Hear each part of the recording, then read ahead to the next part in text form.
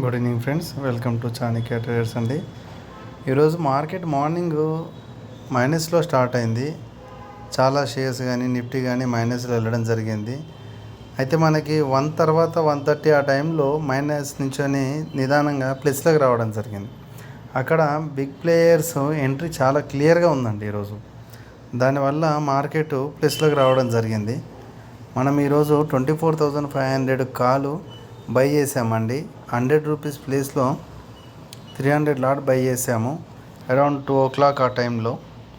అక్కడ నుంచొని మనము ఇంత 170 180 ప్లేస్లో మనము సెల్ చేయడం జరిగింది.